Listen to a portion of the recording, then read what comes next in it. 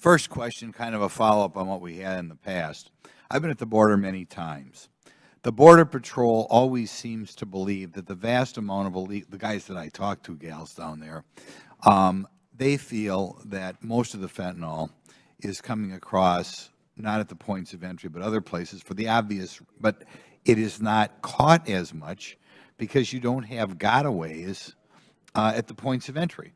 In other words, there's, even now, I believe you told me over half the fentanyl was coming in between the points of entry. But if you were going to sneak fentanyl across, you would not want to contact the Border Patrol first. Am I accurate in that?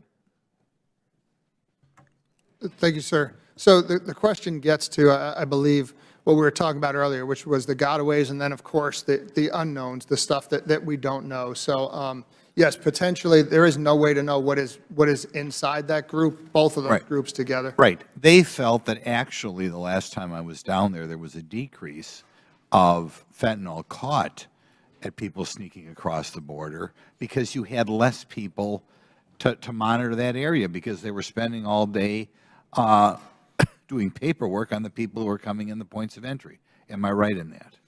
So what I can tell you, sir, is that there is, I think as I stated earlier, about 20% of the agents currently are doing processing, sort of the care of migrants that are in our custody and are not actively securing the border. What I would say, too, and I think it's one of the things we missed when we were talking about hard narcotics, I know the focus has been on fentanyl, however, but also in terms of the amount of meth that we've seized in the Tucson sector, which is still an incredibly dangerous hard narcotic, 93% of that is caught outside of our checkpoints. So that is absolutely trafficked on people that are crossing the border. Right, right.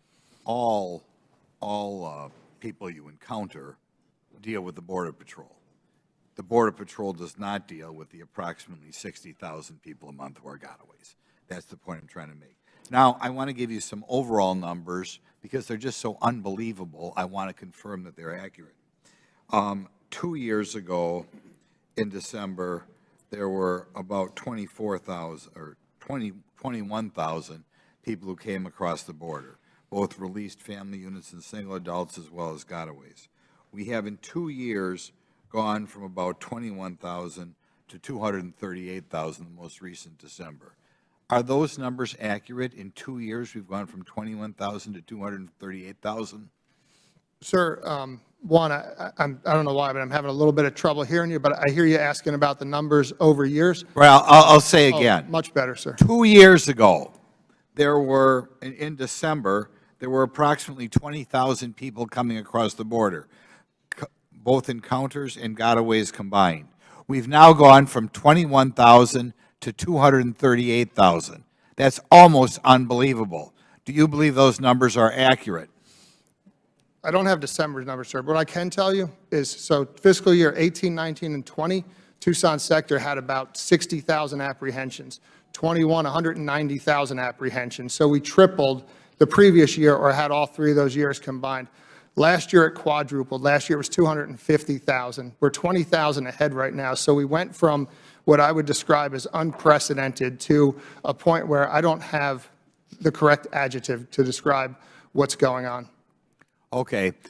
Something in the past was said about children being separated from their families or children being separated from both parents.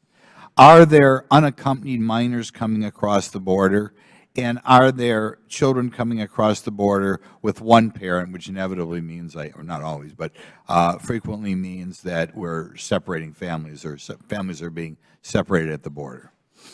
Yes, sir. So in Tucson Sector, we do see unaccompanied children. It's not an enormous part of our population. It's probably about 7% of the population we deal with, maybe less, are unaccompanied children. I do believe it's a much bigger issue in Rio Grande Valley, sir.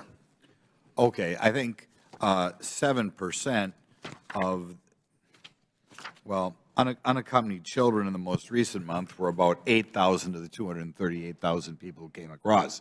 I still think 8,000 unaccompanied children coming across the border every month is significant to those children, right? 8,000 is a lot, wouldn't you think?